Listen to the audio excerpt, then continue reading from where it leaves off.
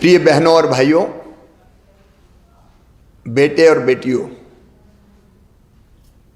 मध्य प्रदेश में आज कई महीनों बाद कोविड के 30 नए प्रकरण मिले हैं। कल अपने पूरे देश में भी 7,495 पॉजिटिव प्रकरण पूरे देश में आए हैं।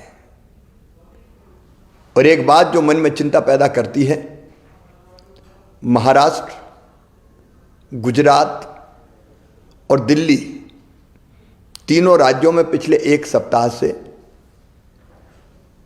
पॉजिटिव केसों में लगातार वृद्धि हो रही है, लगातार बढ़ोतरी हो रही है। कल महाराष्ट्र में 1201, गुजरात में 91 और दिल्ली में 125 प्रकरण आए हैं। हम सब जानते हैं इन राज्यों से मध्य प्रदेश में आना जाना लगातार बना रहता है और पूर्व के अनुभव भी हमें ये बताते हैं कि पिछली बार भी महाराष्ट्र में पॉजिटिव केस बढ़ना शुरू हुए, गुजरात में बढ़े और उसके बाद मध्य प्रदेश में लगातार पहली हो या बाद में दूसरी लहर आई। और दूसरी लहर में जो कष्ट हमने भुगते हैं वो हम कभी भूल नहीं सकते। अगर पुरानी दोनों लहरों को भी देखा जाए, पहली हो या दूसरी हो, प्रारंभ इंदौर भोपाल से ही हुई। और अभी इंदौर तथा भोपाल में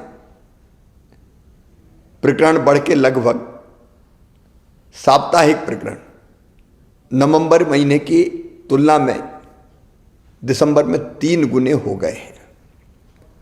कोरोना ने अपना स्वरूप बदला है और नया स्वरूप ओमिक्रॉन के रूप में देश के 16 राज्यों में आ चुका है।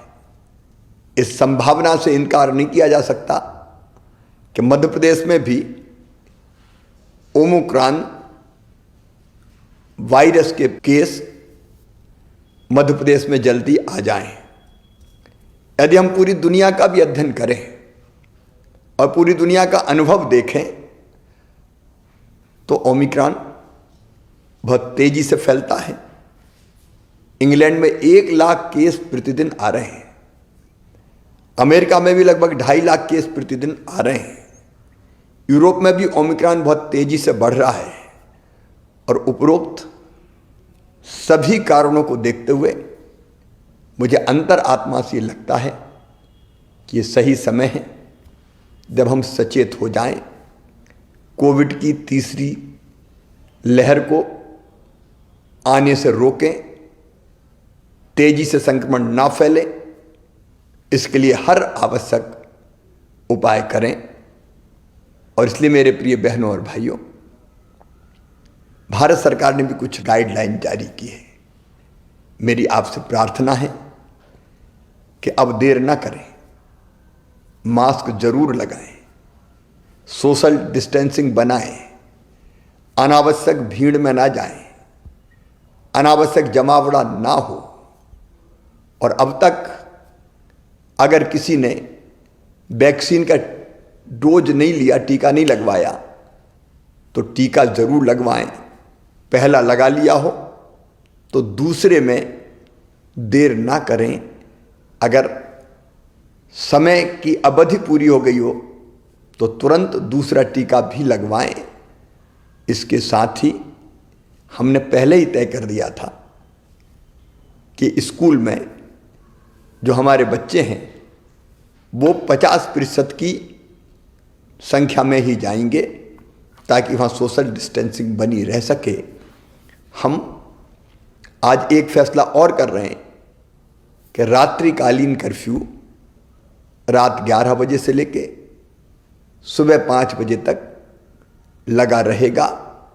अगर आवश्यकता पड़ी तो कुछ और उपाय हम जरूर करेंगे। और हाँ, अगर